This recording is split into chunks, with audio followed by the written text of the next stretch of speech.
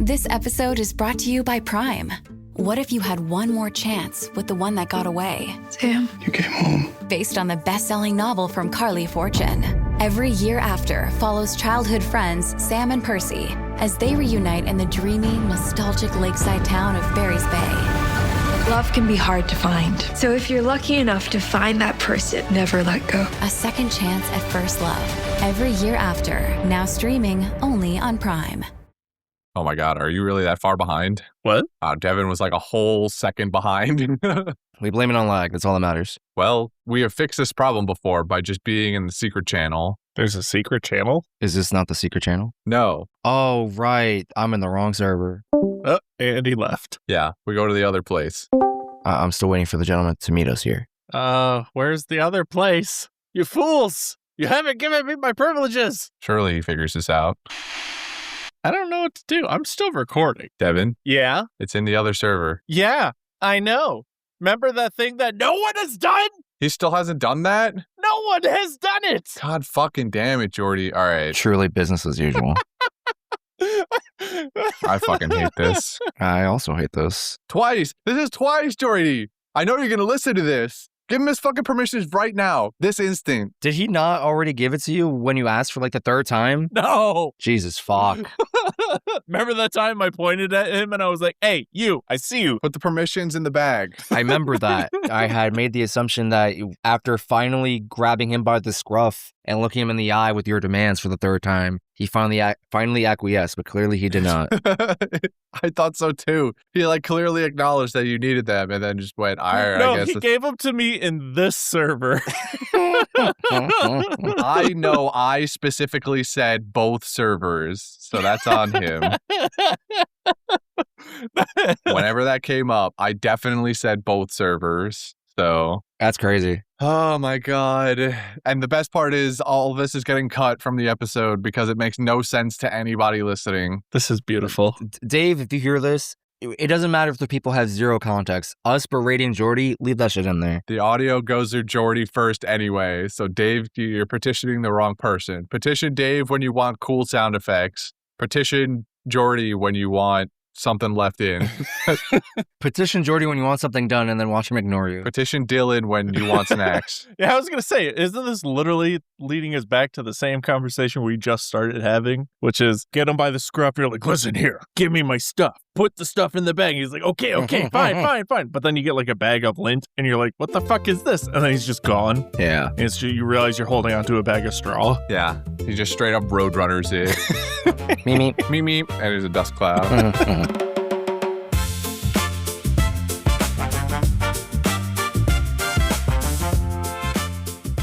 All right, well, anyway, we watched some One Piece this week. Hey! Can't confirm I did watch one. Did you, though? Did you? Did you? So you seen it then? I did seen it. I Doug Dimma seen it. No. Very specifically, you watched all 4 episodes. Yes, can't confirm 4. I did count them. Okay. Because, what was it? Trick question, it was 5. Fuck. Got him. I hate it here. Anyways, somebody read a summary. No, you. All right, cool. Chaos has truly erupted across Onigashima. The Whitebeard Pirates' former first mate, Marco the Phoenix, makes a legendary entrance, using his powerful phoenix claws to send the Big Mom Pirates tumbling back down the waterfall, clearing a path for more allies like Cat Viper and Izo. Inside the palace, Kanjuro delivers a beaten, unconscious Momonosuke to Orochi's throne room, where Kaido is also present. Here, the villains catch wind that the allied forces are infiltrating Onigashima. Outraged by the news of the Akazaya 9 living, Orochi yanks Momo from Kanjuro and prepares a public execution. After getting lost, because who the hell let Zoro lead the charge?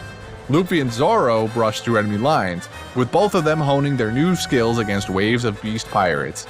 Big Mom causes her own brand of destruction, relentlessly chasing Chopper and Usopp around the castle grounds, while Denjiro expertly ambushes Sasaki of the Tobiropo. A new, terrifying dino threat emerges in Ulti and Page 1, who crash into Luffy, igniting a brutal brawl. Ulti's powerful headbutts stun Luffy, but he manages to rally, defeating Page 1 and slamming Ulti to the ground before she unleashes her full beast form for a devastating Ulti Meteor. Before she can strike, however, a masked figure appears, landing a thunderous Thunder Bagua to knock Ulti down for the count. This mysterious rescuer is none other than Kaido's son Yamato, who runs off with Luffy in tow to have a private conversation. However, an annoyed Luffy immediately confronts Yamato, swinging at them with Red Hawk, which reminds Yamato of a past encounter with Ace. How do so many of these people around here keep having run-ins with this damn Luffy's brother character?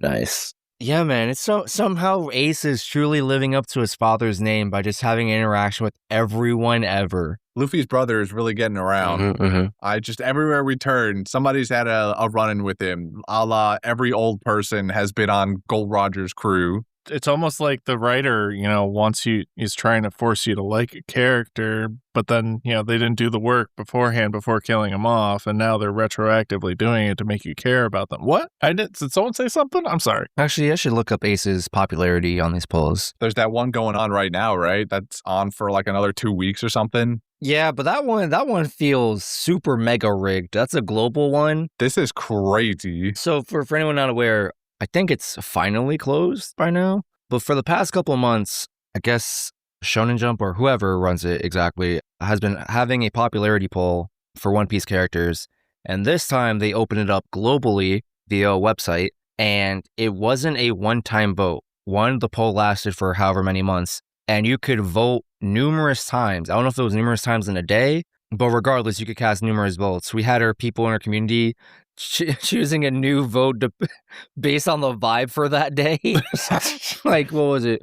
They had a lot of characters, like even like animals and stuff. Like, is that what was going on in the server? It's still going on. It's like, why are these random One Piece characters popping up every morning? Right. Like, genuinely, like, I'd look at my phone, roll over, sleep deprived, as usual. And I look in there, I'm like, what the fuck's going on in here? And I go, I don't understand any of this. And I just, flop it face down because I'm like, what the fuck am I looking at? Why are we doing this still? It's like several months. This is a basically 3-month-long popularity contest that they are running. I know that everyone in the Discord pretty much has been picking a new person every day. Yeah. I haven't voted at all in this entire thing. I voted literally the one first time I saw it, and then when they asked me to do it again, I was like, no, I don't care that much. I don't know, therefore, if you can just vote for the same character every single day or not. You can. Okay, so like you as an account holder, let's say, I assume you probably have to make an account, can just vote for the same one character for the entire 3 months for 90 days straight. Correct. Okay. Also, people were botting early on, and I'm not sure there was necessarily anything done to correct it. Yeah. Because, like, random countries were saying, like, oh, our number one vote is Zoro, and people were like, that doesn't make sense because historically that country likes XYZ character. Yeah. Or what have you. Great. Glad even my One Piece fan voting popularity poll isn't safe from bots. I am very interested on what the turnout or like the final vote is going to say, because I think botting eventually slowed down as time went on, but like early on, it was a lot. It was a lot. Yeah, I believe it. So, I feel like we got to customarily start off with Devin's opinion here because it's been a minute since he's been on some episodes. So Devin, not really these episodes, but maybe the last couple of sets that you caught up on. I was here last week. Were you here last week? Oh, you were here last week. That's right. We did this already. You're just absent so often that I forgot. I've been here like the whole time. That's right. You did. You were here. Well, that's right. You were here the last couple of weeks. It's true. I mean, I don't mind starting off with just pointing out the obvious, which is, am I the only one that knows that, like, if I could tell that Yamato's clearly not a dude? We don't know that. You don't know that. What do you mean by clearly? And I would caution you to tread lightly. I don't know. This one just seems like it's trying to be a red herring. Because why is the mask still on? Because we don't know anything yet until they take the mask off, question mark? Because it's a new character. I don't know. Dead naming? I don't know. We'll only find out in due time. I just got major vibes. That's all I got. Did you or did you not actually watch the flashback thing with Ace? No? What are you talking about? I'm just going to, for you and the rest of the audience, paint a quick picture, a fuller picture perhaps, that will probably get addressed in next week's set of episodes. So, in this flashback, you see Ace, again, and this is again, very explicitly, this is Yamato's flashback. You see Ace fighting Yamato or confronting Yamato, and Yamato does not have on the same clothes that he does in the present day with Luffy. Right. Yamato has, I think the only thing that's maybe consistent is the purple knot that ties his clothes together. But in the flashback, Yamato looks like a woman. They have a woman figure, they have breasts, and so that would lead, which is why I was confused that you were making this claim at the beginning of the episode here now, that Yamato might be a woman. The reason why I said it is because in that snippet that you're speaking of, I didn't recall him showing that. I remember the snippet of, like where it's like next week, and it goes into the whole, like showing a little bit, and my finger wasn't fast enough to go X, X, X, X. Okay. Out of that, I saw, so I'm like, what's going on here? I will not say anything more because this will probably, again, get addressed next week. All I'm going to say is that we got that scene, but throughout the entire thing, Yamato is addressed as he, him. Right. That's all we need for this week. Next week's going to be really confusing or really piss me off. I'm sure it won't. You're fine with Kiku, right? Yeah, no. What I meant by pissed off has nothing to do with that. It's pissed off because I'm in a flashback with Ace. Okay. That needed to be much more explicit, Devin. I just got to be real with you. Fair enough. Can I make one comment before you officially move on? Yes. I will say that Yamato quickly becomes one of my favorite characters, and if they don't become one of your favorite characters too, you're dead inside, and that is all. Okay. All right. Good talk. Didn't you say that about Tama too? Yes, I did, and I stand by that. Well, I would stand by that too. Tama's great. Not a favorite character, but she's delightful and needs to be protected. So, a lot of the beginning of these episodes ends up being dedicated to watching the Big Mom pirates come back and then subsequently not come back. Kind of funny. I'm not going to lie. Yeah. Like, we're going to get to the top and they're not going to kick. We're going to be prepared. Oh, no, a different bird. Yeah, that damn king making a fool of us. We'll show him when we get up there. Holy shit, King's back, guys. Oh, wait a minute. That's not King. It's a different man. All right, in that case, it'll be fine. And then, nope, you still get kicked in the helm off the waterfall down below. Yeah. And then, okay, speaking of this, I know we brought this up in like Whole Cake and we're already angry about that. And I probably didn't care because I just didn't care. But I care now. Sparrow having his little candy slug thing emerge from the sea and save everybody, that pissed me off. I was like, come on, man. No, you're pissed now? What? No. I'm fully on the opposite side. Like I'm on this makes sense. This is okay. We've seen plenty of examples of it not making a difference as long as it's not the person, the devil fruit power or whatever manifestation of it can exist in the seawater, but not the person. I think it was because in my brain I had made, I don't want to say I made the assumption, but I made the assumption that like the whole crew was submerged in the ocean again. Well, yes. That part where somehow, I mean, even earlier when Big Mom washes up on shore for Chopper and all the rest of them to find, like that's bullshit. They're supposed to sink directly to the bottom. So yeah, any of them that have devil fruit powers and the idea that they should be washed away into the water and drowned and dead and gone from the story in my eyes should be the case. However, that's not the kind of show we're running here. So we've got Sparrow making Candy Slug Monster to bring them out of the water again. I'm still surprised Oda's like still trying to, keep it afloat as like a problem because he's just flat out ignored it for so long. Ignored what is the problem? The own rule of his universe. Oh, I mean, this is fine. The piece of evidence that kind of makes this make no difference to me is early on when Aokiji was riding his bike across the ocean and he's making like a tiny sliver of ice that he can ride across the entire time. Right. Like I forgot about that when we were angry at Parasparrow Slug, and then I think Brendan probably pointed it out, and I went, "Oh, yeah, you know what? Never mind. This is fine. I don't care." So I still don't care. This is what it is. Now the people being in the water again, and then not suffering the consequences, that's different. Fuck that.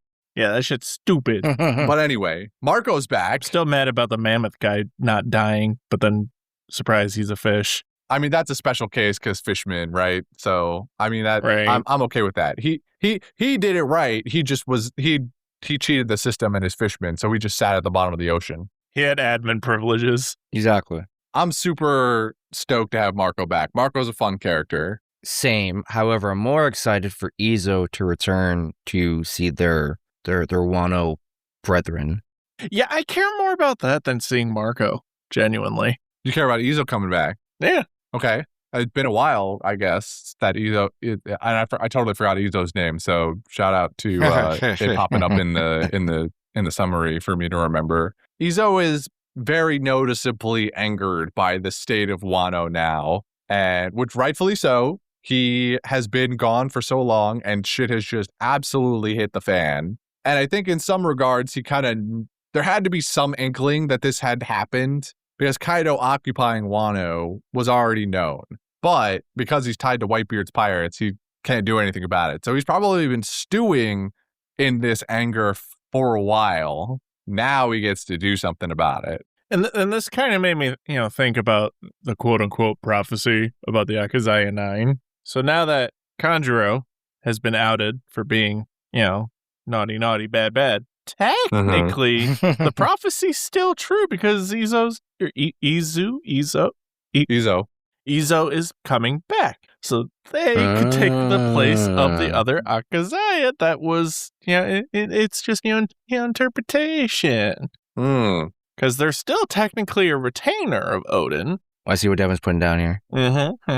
So the prophecy is still coming true, even though it's not really a prophecy. It's more like a death threat. Yeah, it's the dying words of a very vengeful woman. Maybe not very vengeful. It's probably not the incorrect characterization of Toki, but scorned is, yes, that's a better way to say what I'm saying. Yeah. Hell hath no fury like a scorned woman. She said, "You shall know true pain." So yeah, I mean, it was a nice little thing to see Marco's little flashback with Cat Viper sitting with him in that village. That, up to this point, Marco we had this assumption that Marco was going to be staying there to protect it as shit was all going down. Because it had been so long since we had seen that original scene, I had completely forgotten about Marco.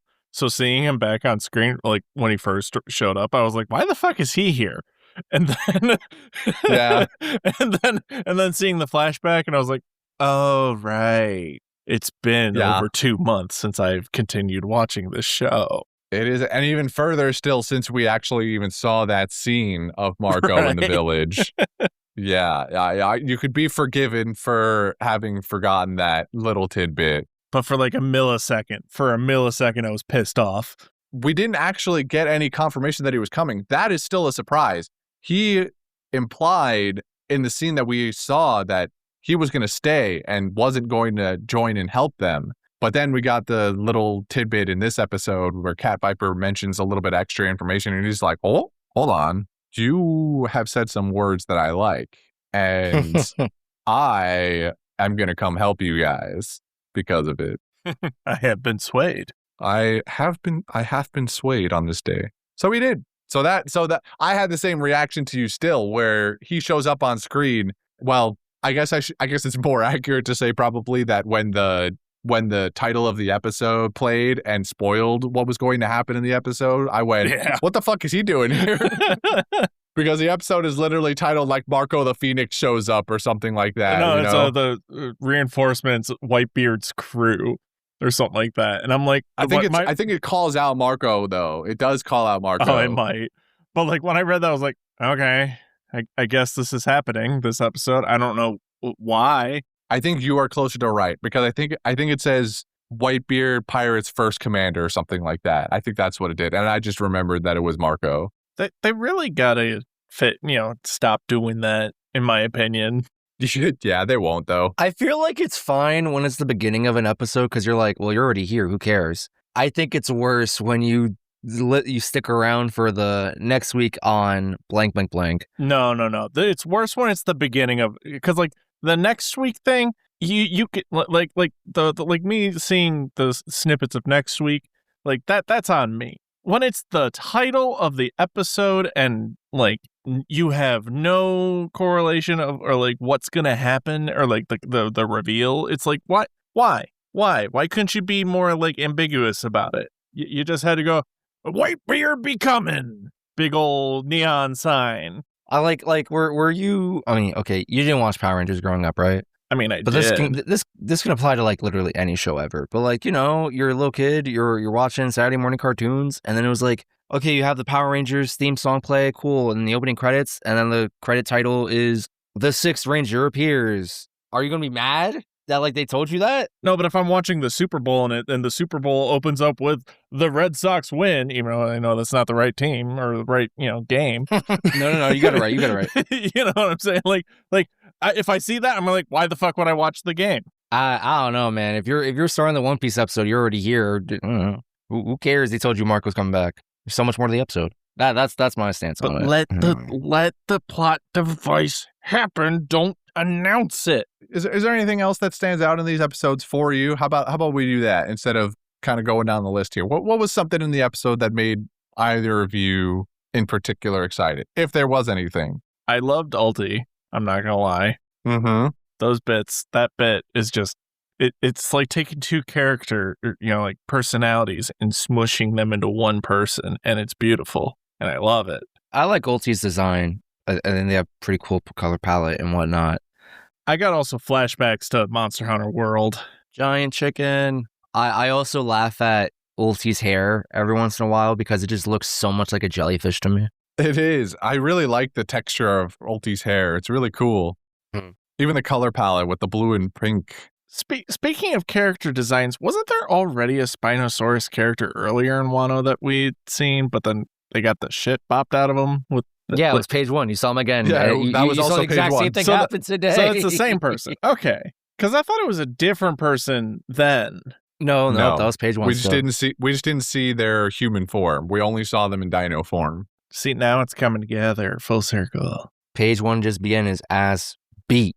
That's a weird way to do a reveal of a character. I don't hate it, but I don't love it. Well, what else was I excited for? I mean, I've been excited for Yamato since like day one. When this chapter came out, or like maybe a couple chapters afterward, but there were some like murmurs in the community, prior with this design initially exposed to us with the mask and everything. I was like, whoa, they look sick and crazy.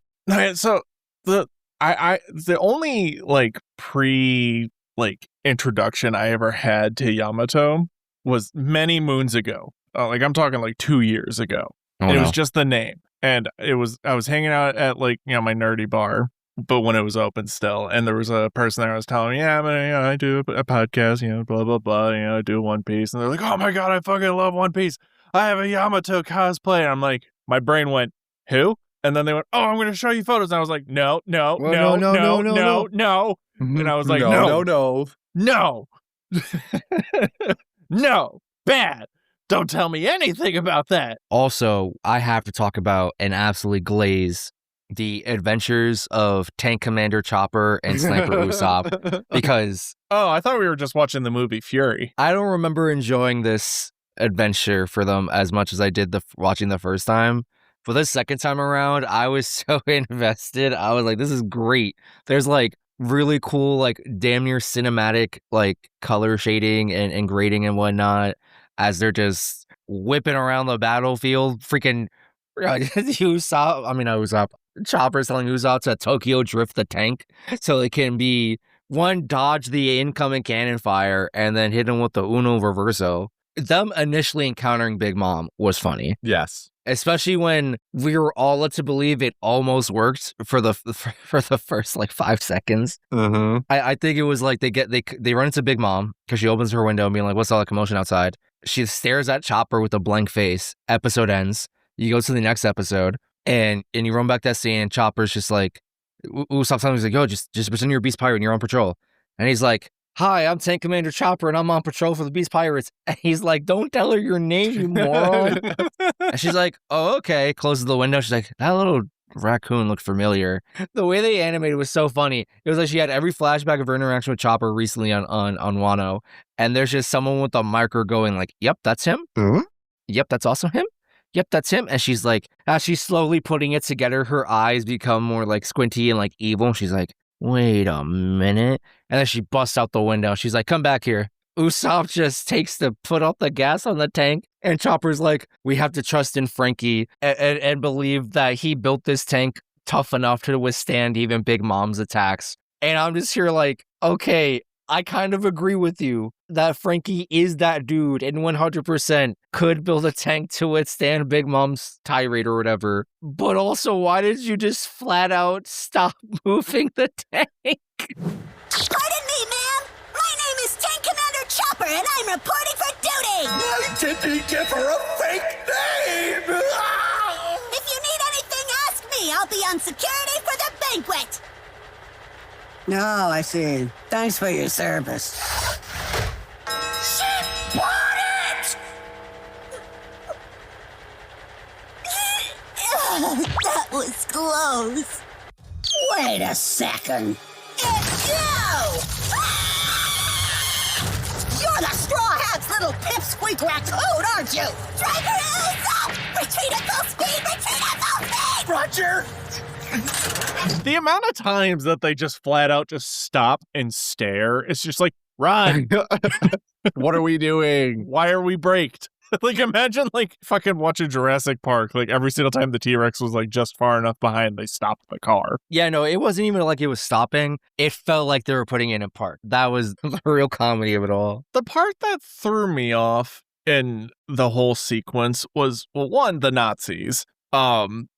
Okay, yes. For a minute, I looked at them and I had to like rewind and be like, wait, is that Germa? And I think it was.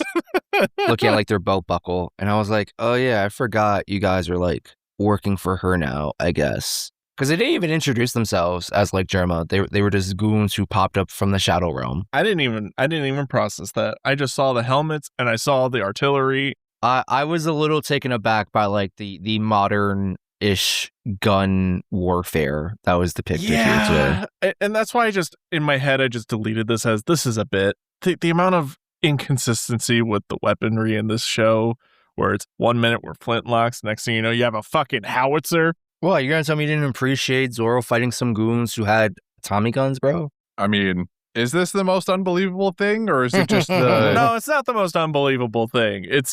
This is just them making a reference to, I don't know, every tank film ever. I mean, they did turn Wano into a weapons manufacturing company, right? So, like, who says they couldn't come up on some innovative ideas like a howitzer or the Tommy gun? Meanwhile, Dressrosa, we have fucking Mac 11s and AKs in a box, never to be That one was a little much. Just straight up AK-47s. It was like the amount of detail they put into that one busted open crate with the Mac 11s. Yeah. I was like, why are the Uzis so like accurately depicted? Like someone put a lot of care into this one image for some reason. One Piece be having silly guns. I'm going to put real ones in just for this one frame. Devin was hired as an animator for that one episode. But anyway, so I personally was pretty hyped to get more dinosaur content. Not just because page 1 was here, but that Ulti also is dinosaur. So we're just expanding on all of the dinosaurs that are here in the Beast Pirates. Excuse you, dragons? Sorry, dragons, yes. They're dinosaurs, fuck you. Pachycephalosaurus now, with Ulti being the one, which was hilarious because her first opening move on Luffy, even before she transforms, is a massive headbutt, which is also hilarious to me because she rears back to maybe do anything, and Luffy reads it immediately, goes, oh fuck, she's coming in for a headbutt, dude. I've done this to at least 80 different bosses before. I need to be prepared. I know that form. And so he tries to hockey up, but to no avail because Ulti's head is thicker and more stubborn than his is, even both physically and metaphorically with her personality. So for the dumb people in the room, can someone send me a photo of which dinosaur Ulti is? Because I know what a Spinosaurus is. I've seen Jurassic Park 3, but I don't remember that one. There's only one other dinosaur. Do you know how many dinosaurs there are? In this episode? No, there's 2. I got you right now. Oh, that There one. you go. Okay, that makes more That's sense. Pachycephalosaurus. I thought he was asking for a picture of Ulti in dino form. No. He wanted the actual dinosaur. You know what? No, Devin. Honestly, I don't like Christian's picture. I got a better one for you. Give me 1 second. Boy. Don't pull out the one of Ulti now. No. I got the Ultra HD. Is it from Jurassic Park 2? What the hell, man? Trying to one up my Pachycephalosaurus picture? Yes. Every time I look at Ulti, I just see Rampardos from Pokemon. That's fair. You got me. So I still see the because the hands, right? Because of how long her hands were, I still see the Kulu Yakuya from Monster Hunter. Yep, that's what I pictured. Because just because of how she was holding him and because of how she reared her head back, I was like, he's egg now.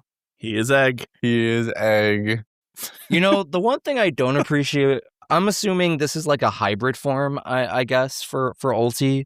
It wasn't giving full dino mode, but I did not love I don't know. It was like they gave her animal or dinosaur appendages with like arms, legs, and tail or whatever.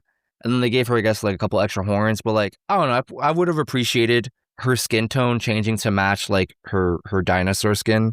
Keeping her like normal skin tone felt weird to me. And also, I really need her, or rather, I need the designers, animators, Oda, whatever, to just give her a fat egg on her head when she's going to do a headbutt, bro. Yeah, but they put it on her mask, which is the weird part. Like, it was like her mouth was like... Yeah, her mouth was... It felt like her mouth was turning into like the bump. Like a horse, like drawing a horse for the first time. Like, I was like, what the fuck? Like, that's why I was confused by the dinosaur. I was like, what the fuck is this thing?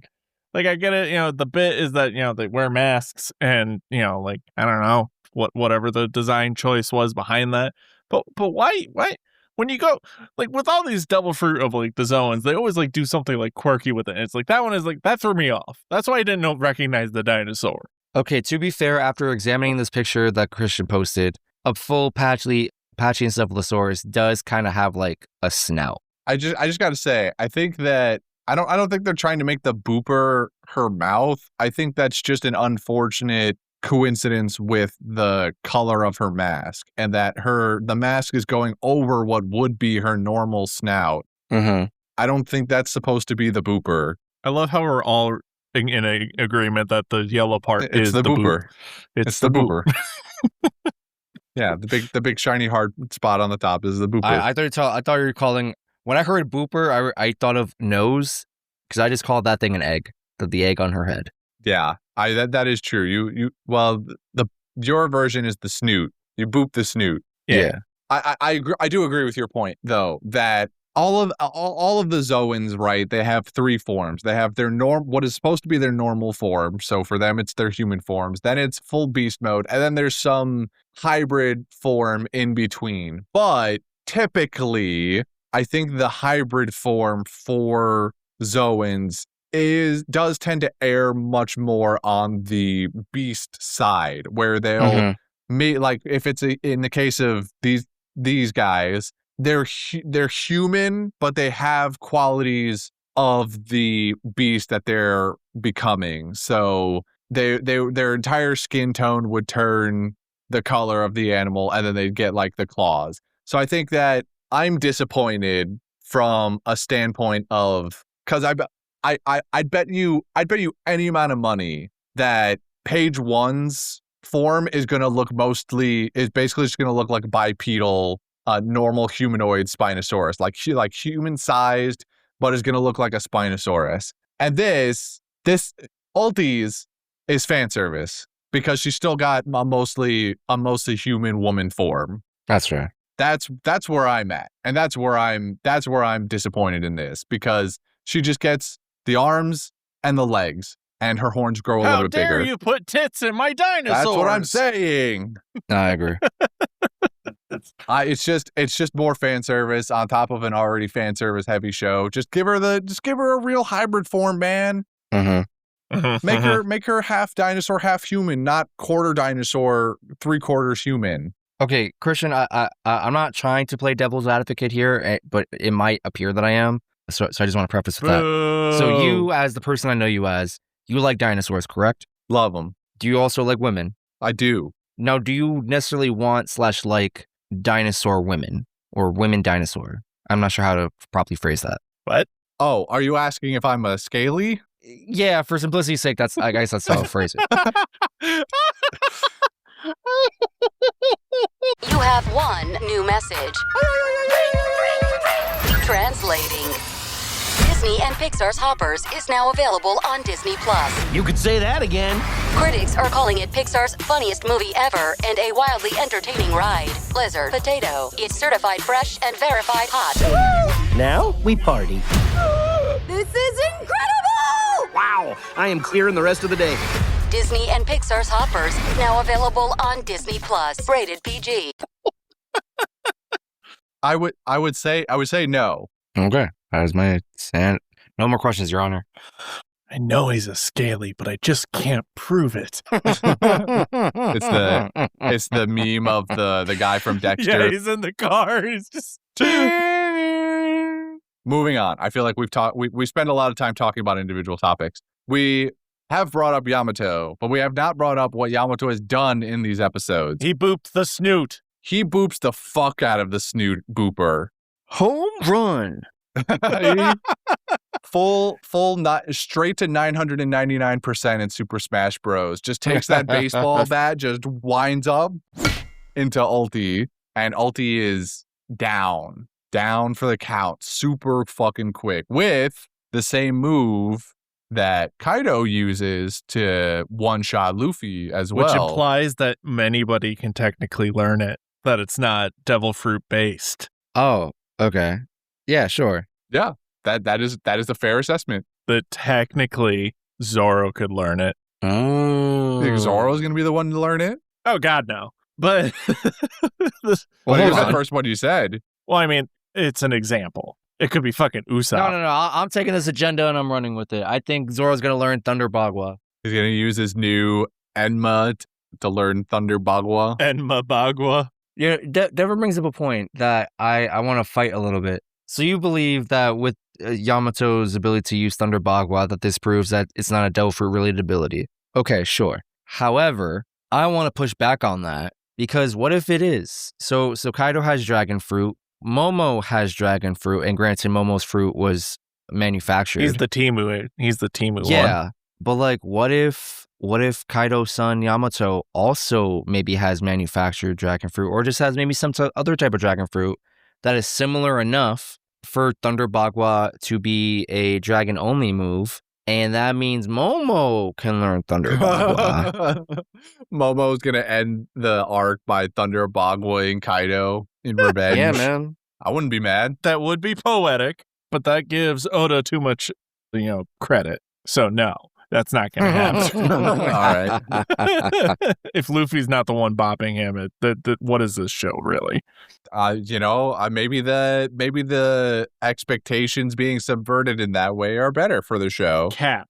It's not happening. Will they do it? I don't have a lot of faith that they will, but if it happened, I'd be into it, I think. I'm going to temper my expectations, which is throw them in the garbage. I would argue that I think it's very fair for Luffy to do 99.99% of the work to put down Kaido, and then Momo gets like the quote-unquote final hit, but it's more like ceremonial than like the actual last thing that puts him down, you know what I mean? All right, well, now I hate this because that makes Momonosuke a chaoser, and I don't like that. Yeah, we don't fuck with chaosers. I just feel like it would be poetic and at least personally satisfying for Momo to be the one to like quote-unquote put down the man who killed his father and ruined his country. Oh, you remember that other arc called Dressrosa where the guy with one leg, didn't get the final killing blow? Remember that? Yeah, MMBs. Do you not see parallel? I see an opportunity for Oda to subvert our expectations. To fix his mistake. That too. By the way, for the non-gamers out there, chaoser means kill stealer. Momo's going to come in and take the final blow. Yeah, he's going to. And for anyone who doesn't fully understand what that means contextually, I'm going to make a basketball reference.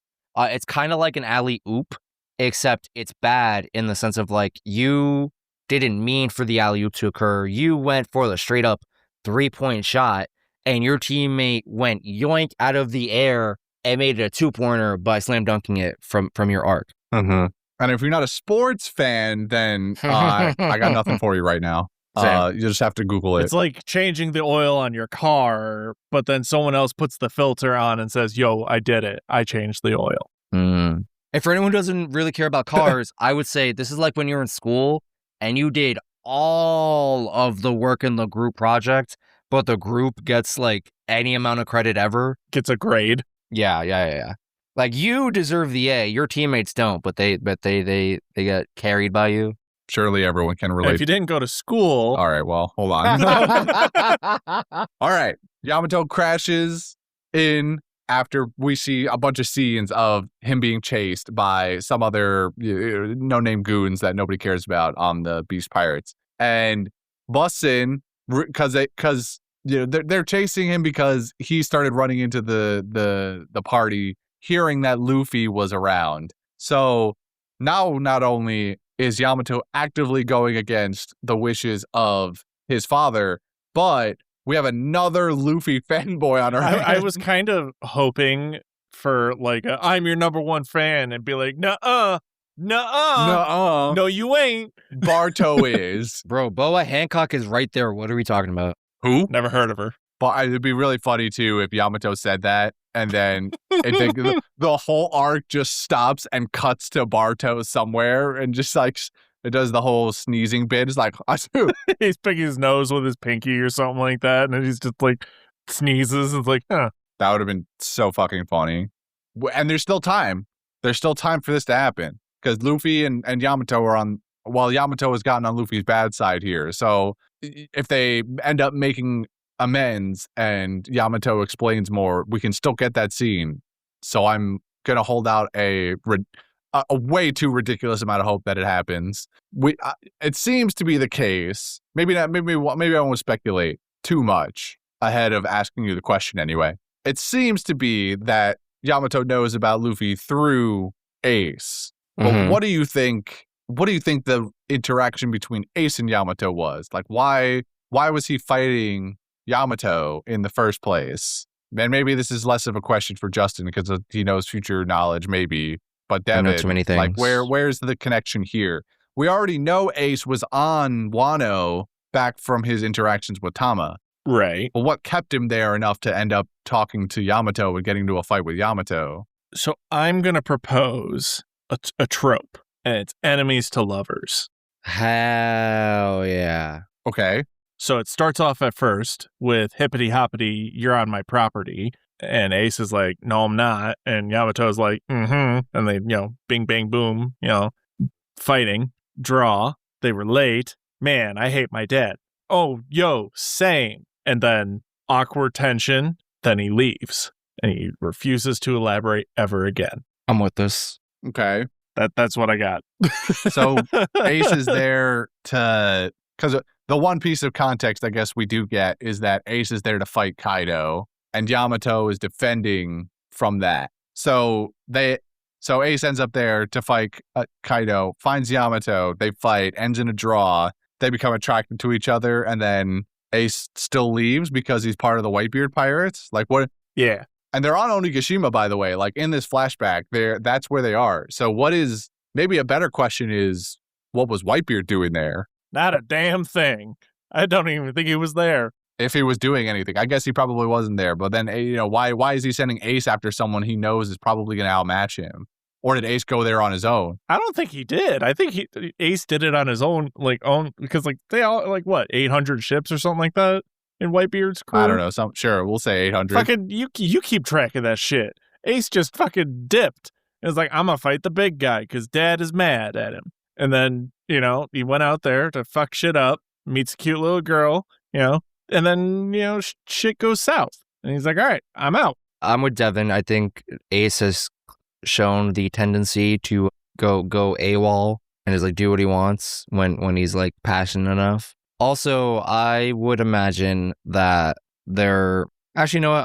I'm not gonna say anything. I'm gonna stop there. I'm just gonna stop with, I think Devin is correct because Ace has shown tendencies to just fly off the wall. Yeah, Whitebeard was definitely not there. I don't think Whitebeard's been there since Odin was there. Yeah, that's probably true. My curiosity now is how long ago this flashback even was. Like, I mean, obviously it's been a couple of years because Ace was alive. So, but how much before he got captured and like was looking for Blackbeard was this? I would argue probably at the beginning of One Piece. That's probably when. Well, I think technically speaking, even at that point, Ace is looking for Blackbeard because the first we hear of him when in Alabast, he's on the search for Blackbeard. Well, I'm talking about when they're in the East Blue. So this I is know like, that's not like that long after though. That's like a couple of weeks. Is it? Yeah. Oh, Between Alabast and the very beginning of the show is like a couple of weeks, maybe a month or two. Is it as simple as whenever they washed up on that island and he interacted with Tama, like instead of going about what he was already doing, did he just take a pit stop to go and fuck up Kaido because Tama's life is so miserable he wants to go get revenge for her? Maybe, but I don't remember if we got a time frame for when that was or how long ago that was. I think it was a couple of years ago, but I don't know if it was before Luffy sets out on his adventure or not. Probably not too long before that because Tama's only like, 7 or something? 8 maybe, and she's old enough to remember that stuff, which makes her probably, I don't know, like 4 maybe in the time frame that she's interacting with Ace. I could see that. See, what I want to know, who's Yamato's mom? Clearly, Black Maria's the stepmom. Yeah, how are you feeling in those scenes with Black Maria and Kaido? Envious Of Kaido. Kaido. I mean, Maria. I mean, both. I was gonna say, getting to be that close to Kaido, that's a privilege in and of itself, right? Yeah, there's clearly something going on between those two. What if she's just like trying to flirt with the boss and the boss is just like not yeah, feeling but it? he's not feeling it. Yeah, I mean, he was giving in a little bit. He was doing the no stop. Yeah. I don't know. Kaido was drunk. I don't trust anything when he says when he's drunk. Yeah, really begs the question, right? Who is Yamato's mother? Because then it made me start thinking, it's like there's quite a few people with these horns, right? And they're all fairly similar. Is this like a race of people? And I'm like, maybe. Because it's clearly, they don't have horns because they're devil fruit. We know that for a fact, I feel like. Page 1 has horns, right? Yes. The green-haired guy has horns. Okay, then. Green hair. Sasaki, the one who gets tricked by Denjiro this episode? Oh, yeah. He has horns. He has horns. This has to be like a small race of people. Maybe they should have sniffed out that he's a traitor by now because he doesn't have horns. True. He's the only dinosaur guy without horns. What the fuck is that? Yo, Drake is sus. Vote him out. It's not even, it's hilarious because it's not even the dinosaur specifically that has horns. Like an allosaur doesn't have horns typically, I think. Maybe some depictions do, but I think traditionally doesn't. Spinosaur, same thing. That, which is page 1, doesn't have horns. No. So like, there's probably more to something what Evan's saying where this could potentially just be a race of people, or they had them transplanted onto them for cool's sake. Now that makes me think maybe lightning Bagua is only something that can be learned by those people, kind of like how the minks can do the lightning pokey hands. Well, we do see Ulti using electric powers also. So maybe it's a mink thing. Maybe they have mink DNA like spliced into their own human DNA or some shit like that. Or dragon DNA. Or dragon DNA. I mean, who's to say there's not a dragon mink somewhere around that they just got trapped in a basement they're harvesting for DNA? Maybe they're the source of all the smiles. Also, where is Caesar? We haven't seen him in a hot minute. He's, I don't know, he's fucked off somewhere. Yeah, so I think at some point, Jordy makes the claim that Yamato is going to be on the good guy's side, which seems to be true. This seems to be trending in the direction that Yamato is going to be helping the good guys. It would make sense, descentful of the father. Yeah. There's, father, bad guy, son wants nothing to do with dad, seemingly. Makes sense. Right itself. You're not even my real dad. Also, when is Orochi going to learn? About?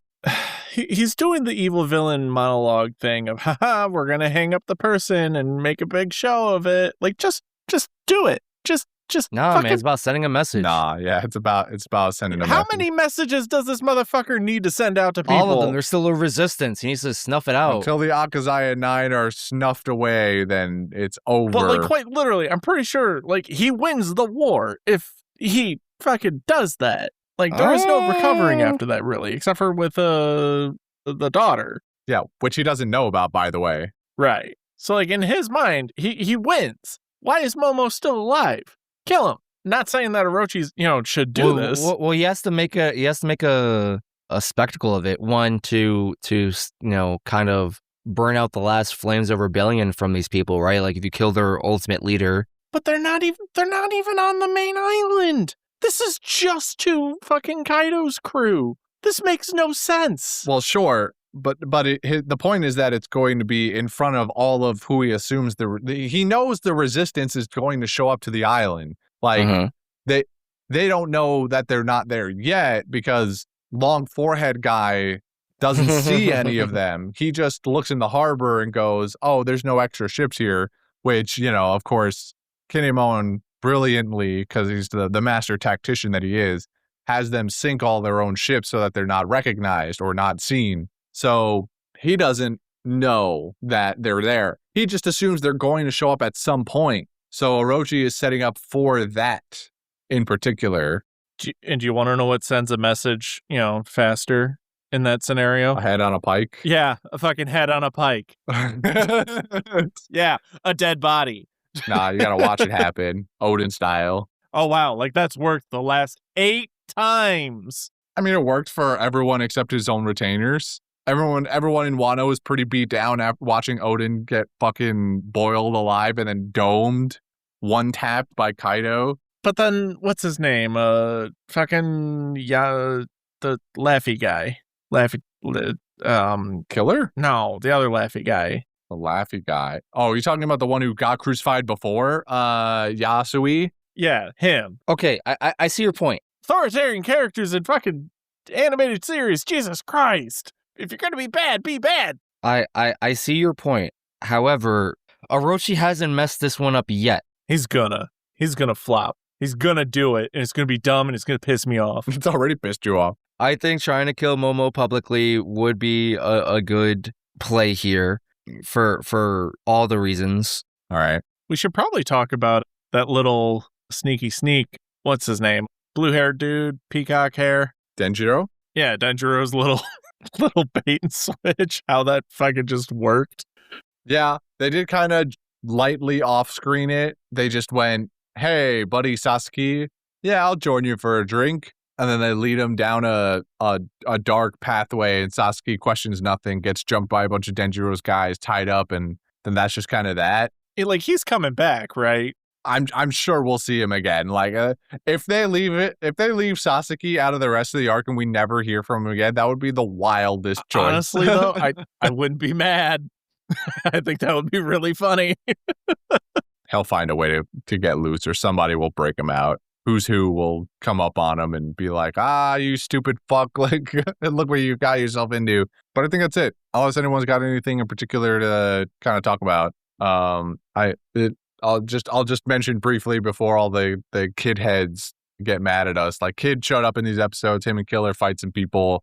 They mostly do nothing. They're just working their way through the castle to get to where they want to go and whatnot. Killer's blades are fucking dangerous to himself.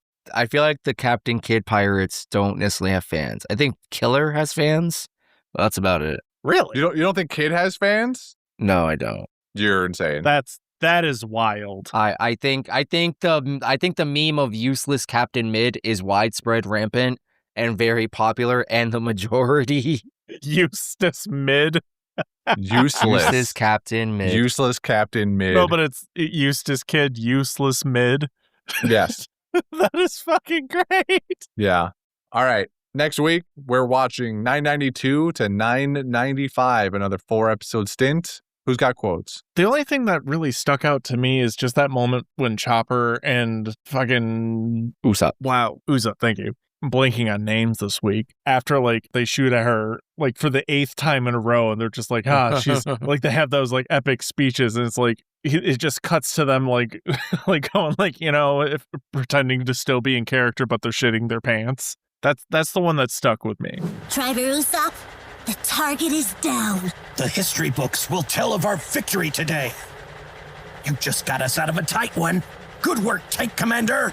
Oh, stop! We never would have walked away from that without your impeccable driving skills. But either way around, that was a battle for the ages. Commander, let's go find the others.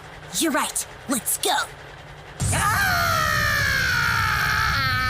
Well, Commander, any more bright ideas? I'm sure you can guess what I'll say. Make a strategic retreat! I just knew it would work! What's wrong with us? It's over! Come here! I got a couple. I'm going to go back to the first episode, 988, the very beginning of it. We rewatched the little thing about Sanji going into the pleasure hall and seeing nobody and being very disappointed. And then everyone else runs by. Oh, no. Except Carrot, who comes over, puts a hand on his shoulder, and she goes, Sanji, I don't know what your deal is, but cheer up. Sanji, whatever you're going through, cheer up. This place is empty. So that means more enemies in the main hall. The main hall? That's where they went. All those lovely ladies are still waiting. Waiting for me. Sanji? Sorry for making you worry. I'll find those lovely ladies no matter what. Which in and of itself was funny because she's like genuinely trying to make him feel better. But in my head, because I don't like Sanji, it was basically her telling him to get his shit together. And then Sanji takes the worst possible lesson from this, moral from this, and goes, you're right, Carrot.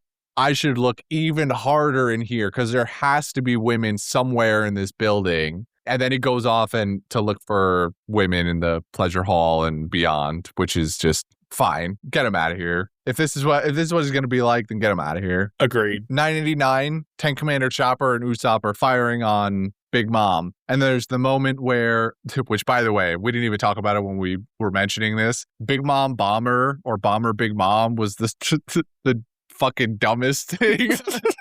Just so nonsense. This is hilarious, though. Like, I'm calling it fucking nonsense, but it's hilarious. It's a bird. It's a plane. No, it's your mom. No, it's Big Mom.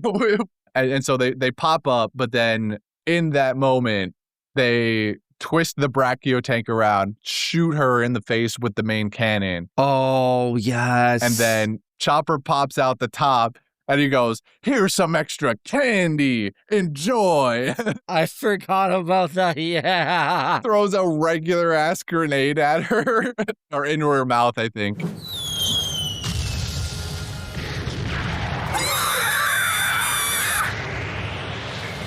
And now you die!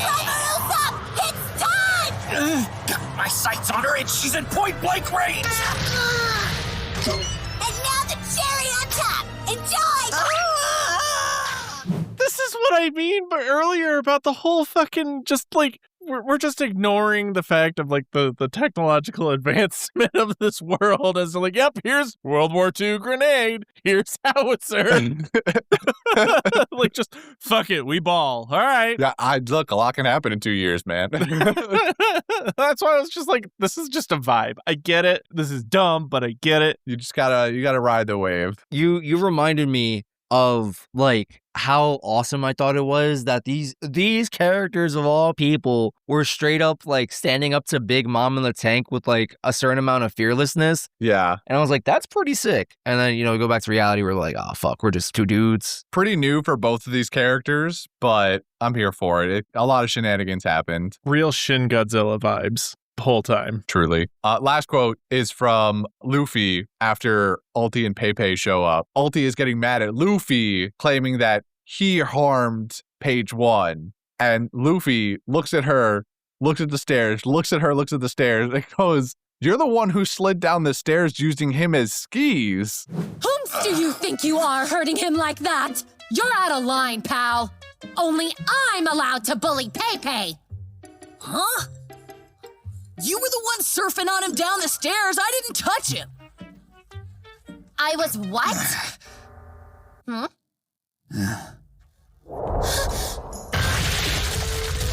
What was that? Realize, Pepe! He sacrificed his life for his favorite person in the world!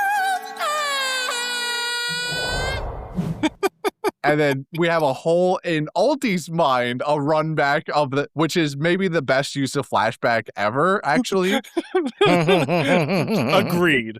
But I was kind of hoping that in the flashback, it was going to just replace her with Luffy. Yeah, I fully expected her to just make up a memory at the end of the staircase or something. It would have been so fucking good. And she never did. She remembered it frame for frame in perfect accuracy. And she just said, "No, that didn't happen." Yeah, and then still went, "Nah, that was you, dude."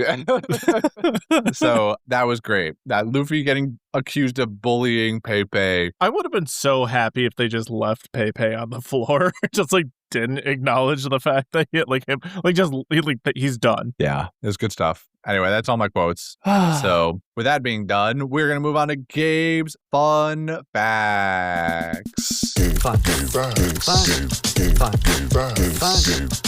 fun facts. Hello, this is Gabriel speaking to you from the attic of Onigashima. I was taken here, tied up by some beast pirates after passing out. Well, luckily, these knuckleheads don't know how to tie a knot. So, I see no means of escaping right now, but I'm certain there gotta be a loose plank here or something. Anyway, today's fun fact segment is brought to you by Best Girl Ulti and her devil fruit, the dragon modeled Pachycephalosaurus. How about we get some Pachycephalosaurus facts out for her? The Pachycephalosaurus, actually, I don't want to make you say that every time, so I'm just gonna call him Pachysaurus. Patchy is even shorter, I've heard it used as. The Pachysaurus measured up to 15 feet, 4.5 meters for everyone outside the US, in length, and 800 to 1,000 pounds, 363 to 453 kilograms, in weight when it used to roam the earth. Despite being a herbivore, and its diet consisting mostly of soft leaves, seeds, and fruit, it possessed razor-sharp teeth that it could use like scissors to cut off its food cleanly. Its iconic forehead could reach up to 10 inches, 25 centimeters, in thickness. Talk about a real 5-head. Both of those numbers are multiples of 5 too, even better. Wow. Except, don't they use that forehead to fight? Well, this might come as a disappointment, but this is actually disputed. Oh, this is new information. Not because the forehead couldn't withstand it, but because its neck and skull might not have been able to withstand such pressure. It's theorized that the forehead might have been used to identify each other for mating rituals by females to attract other males. Do you think the Pachysaurus females used to mog other Pachysauruses for the size of their foreheads? Maybe I should just be eaten by one for what I just wrote. Anyway, finally, did you know that dinosaurs lack kneecaps altogether? There isn't a single species that has them that we know of. However, during the 19th century, archaeologists who discovered the heads of Pachysauruses confused them for kneecaps of other dinosaurs. That's crazy. Which made them incorrectly assume other species might have them. Quite the knee-jerk reaction, eh? All right, come on, Gabe, enough. That fact is hilarious, though. I didn't know that one either. Finding the skulls of Pachysauruses be like, oh, they did have knees. Like, oh my god, this is big enough to be a Tyrannosaurus kneecap. Holy moly. Let's just get the anime manga differences to end us off. Firstly, I can sense that Brendan isn't with you, so let me fill you in on this. When Marco unceremoniously kicks the Big Mom pirates down the waterfall, Sparrow, in the dub, says, look, our crew is falling down again! In reference to Team Rocket's defeat catchphrase from the Pokemon anime. Pero for trouble and throw him in a puddle. Chopper tricking Big Mom briefly before she remembers who he is tragically made up by the anime. I suppose dementia is not one of the many mental disorders she suffers from. Whoa, okay. Yeah, she remembered in that moment. In episode 990, Kinemon is shown being completely submerged in water and feeling no effect from it, despite the fact that he's a devil fruit user. Oh my god, I completely missed this. I forgot about that. That's so true. Oh my god. And we were just complaining about it in this episode. And we both missed Kinemon being in the water. Oh my god. He doesn't care. Wait, no. He doesn't care. Was it Kinemon? It was Kinemon. No, didn't Kinemon hold himself up on like a leg of the bridge? He does at first, but then later, once the Brachio tank disappears because Big Mom recognizes him, he pops up out of the fucking water. All right, I got nothing for this. He's so right. Oh my god, I can't. That's so funny that we were complaining about this again in this episode, and we both missed this. I think it's because we're getting numb to the fact that the rule just doesn't exist. It just doesn't matter. Oh, okay. I gotta come down from that one. And in the end, it doesn't even matter. This was made up by the anime. It's okay, Toei. Okay, so, well, if this was made up by the anime, then... No, it's not okay, Toei. I also sometimes forget the Straw Hats wearing stripper outfits at the start of the raid was caused by a devil fruit.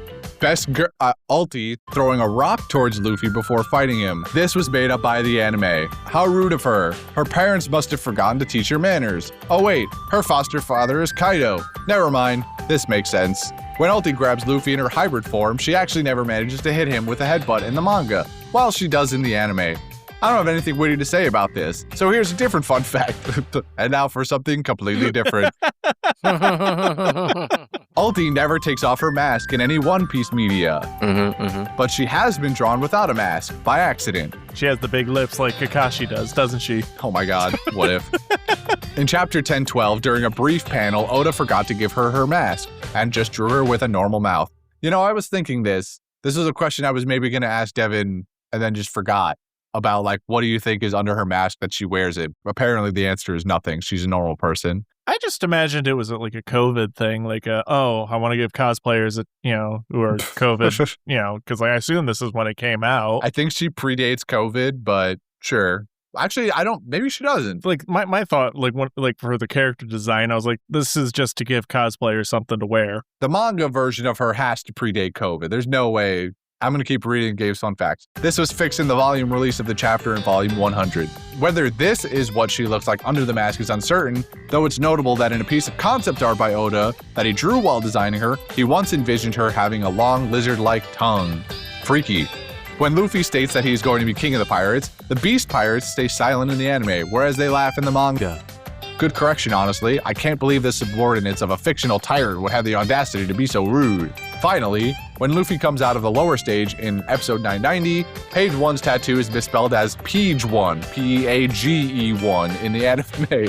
For shame, Toei. I noticed that, but I thought it said peace. Wait, there was a tattoo? Yeah, Page 1 has a tattoo that says Page 1 on his stomach and his chest. He has his own name tattooed on his chest, yeah. It's so I don't forget it. Yeah.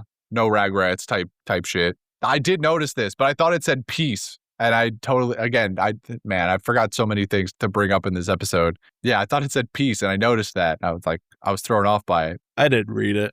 Well, yeah, you didn't even know it existed. Anyway, that's about all for this week. Now to see whether I can find a weak Oh, the floor just cracked. I believe I might. See you guys next week. Have a nice day. Bye now. It's a really tall ceiling. It is. I mean, look at him. He's still going. All right. Golden ham time. Black Maria. Black Maria? Nah, I'm kidding. With Ulti right there? There's a couple of different choices in this that are all basically just for fun / funny gag / bit reasons. Like Marco showing up only to kick the Big Mom pirates back down just to hit a fat shoot for them to go from the beginning of the end of the board all the way back to the beginning of Chutes and Ladders.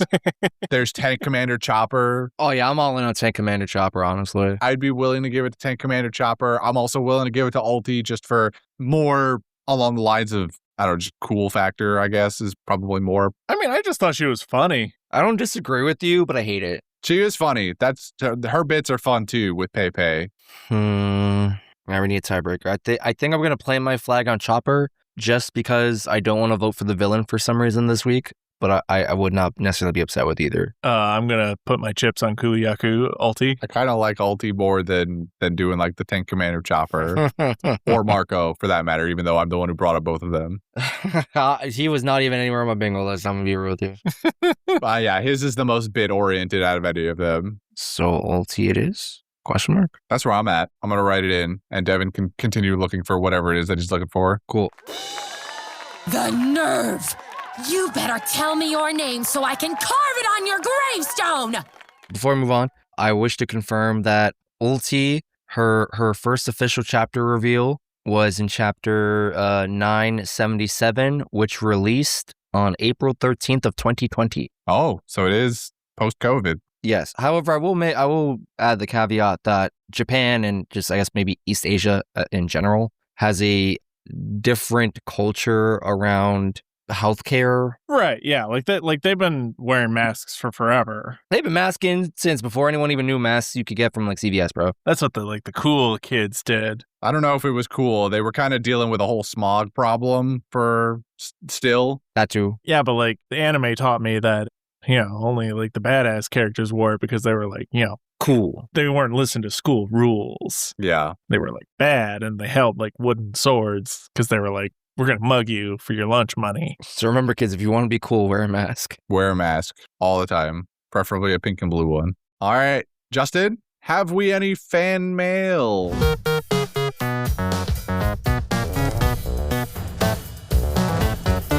Yes, I have a little bit of multiples just because I don't fully remember what we covered during our long break. So I want to make sure I cover all the stuff that's kind of like quick and touch and go.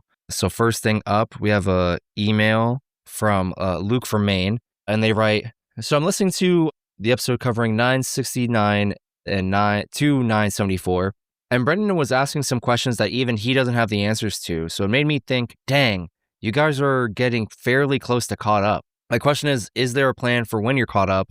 Because I'd love it if this cast just kept going till the very end of the manga/anime. Age-old question. Sorry if it's not a very open-ended question. I didn't remember if we answered this or not, but I want to make sure we covered it in case we didn't. Is there a plan? Yeah-ish. The plan is we kind of just go monthly-ish, where we would cover, the 4 or 3 episodes that get released in a month. But also, this is before One Piece has decided to go seasonal.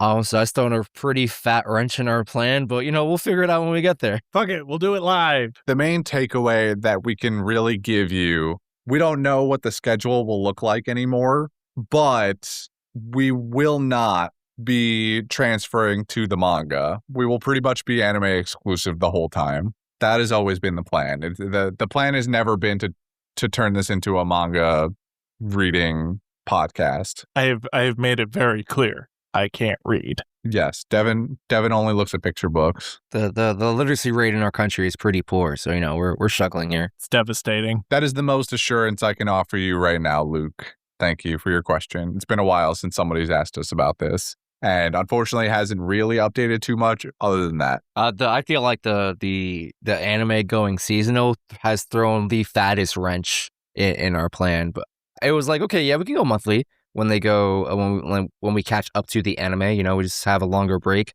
Now, when the anime goes seasonal, I don't know. We'll have to really find some things to do. That's like what I like to say in all the time, which is, that's a future me problem. And fuck that guy. He's never done anything for me. Anything else? We'll let you know what happens in 2 to 3 years when we catch up, I think. Yeah, really. Wanted to read a comment from Goose on Spotify. They write, just catching up with you guys after pausing for like 9 months. Already did a lot of catching up last week. And had to tell you, when I was watching some eps, I was just chilling at home. And when Odin said the whole thing about he wants to be remembered over a drink, I just decided to pour out a glass of wine in his honor and enjoy the rest of the arc that way. Keep it going. After kind of forgetting this podcast for nearly a year, it's great to be back and enjoy you guys yap about Oda and his masterpiece. So thank you, Goose. We appreciate you. Welcome back. And something I wanted to do, so for those who are unaware, when we did our coverage of the season 2 of the One Piece live action,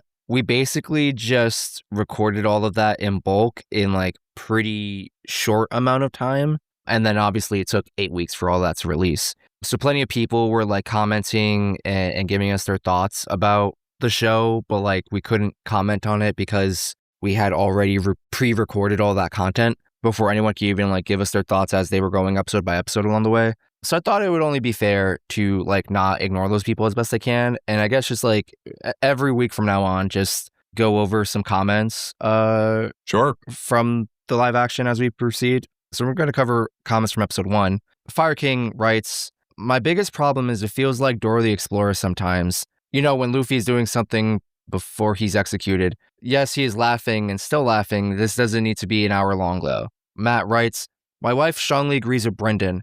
I thought he was good, and the first episode is a bit of a slow start into the season, but it picks up. I'd suggest doing some overall thoughts after the summary and then dedicate for spoilers going forward. I'd like the way they weave some stuff in. They're trying to capitalize on the spirit of the series, and I think they are making a great attempt for this ambitious of a series. It's not perfect, and it has its own weirdness to its own, and I'm here for it. Arliss writes, I originally picked up the podcast back when the first live-action episode dropped, and since have caught up from then, and listened up to around episode 500 of the anime and podcast. I'm also coming up on finishing another podcast now. It's been about 2.5 years, and I still love y'all. Keep up the great content, so thank you. And Cankles writes, I'm not against criticism, but all your criticism characters seem to be aimed at the actors, or rather your criticism of characters seems to be aimed at the actors. They still have scripts to read and directors to listen to. And you know what? That's fair, Cankles. Well, we should be mad at the showrunners. I mean, I'm not directly mad at the actors. It's the directions that they're being given. Same. Big same. So if that didn't come across, I apologize, Cankles, but I'm not going to be, and I'm not holding him as the only one over the flame here. There's other people to be blamed. It's true. It takes two to tango. Yeah, or like 500, an entire crew. And $5 million. $5 million. I have no idea how many dollars went into that. I also didn't watch it, so yay! Probably more than 5 million. Many monies. Many monies. See my hands? That many. More monies, more One Pieces. All right. Hey, Justin, it's time for you to pull a guard gab. It's garb, gab, time. I'm scared. There's no need to be afraid. All right. What the fuck? I haven't had the bag in weeks. Christian, Easter was a while ago, buddy. Why the fuck are there eggs in here? Well, I'm trying to time it with when people think we were recording this. Fair enough. So I got an egg, and it says, recommendation from all of us here at PBS. Whoa.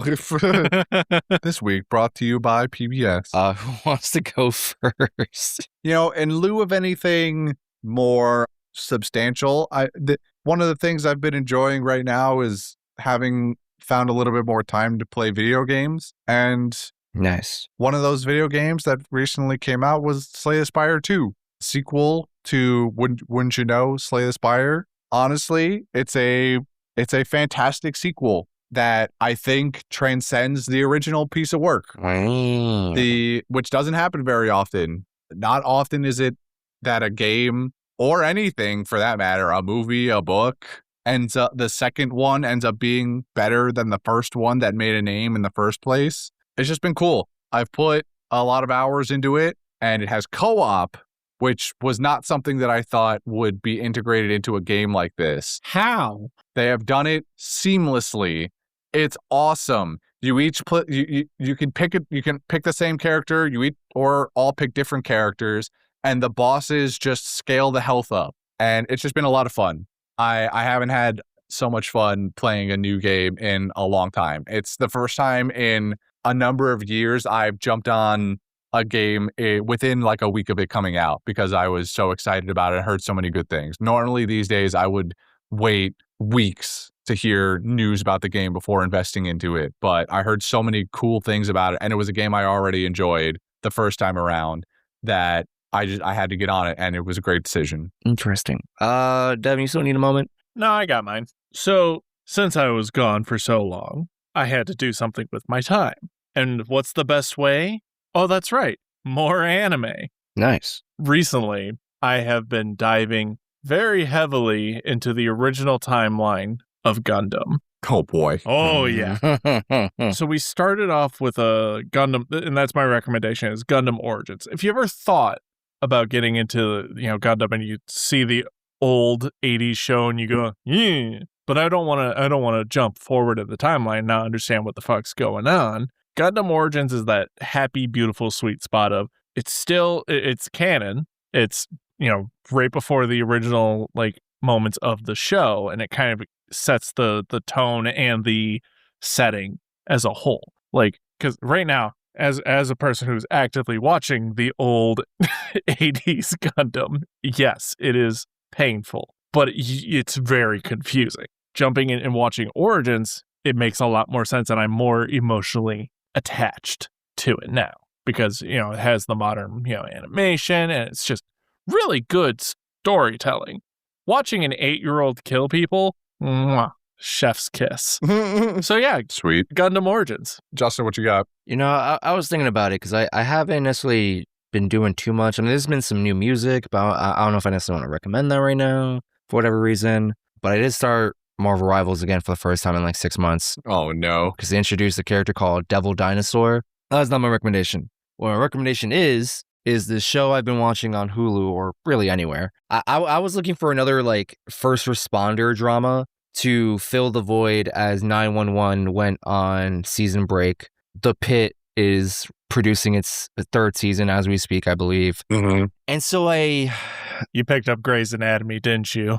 no, but surprisingly, I'm really close. So there's a show called Station 19.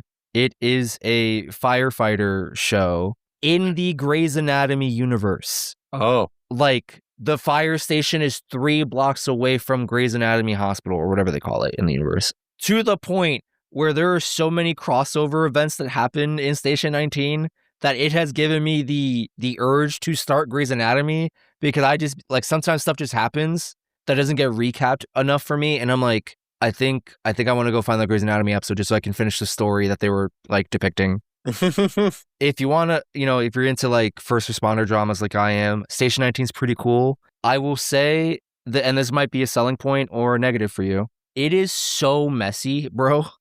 The characters are so messy. They are so deeply flawed. And that's cool, except they never learn. It's I think it has 8 seasons. I just started season 7. I think after like somewhere between season 6 and 7, these characters start finally getting their shit together, man. And it's kind of funny and also annoying, but I can't look away. Also, it's very horny. As much as I was dogging on it a minute ago, I actually have watched a good chunk of it. Grey's Anatomy, it's not bad. Oh, I was all over Grey's Anatomy when I was a child. Whoa, deep lore drop. Me and my mom used to be on the sat our asses down on that couch Thursday nights and watching Grey's Anatomy, man. I was all in. Alex Karev for life, dude. We gotta get you on that Station 19 flow.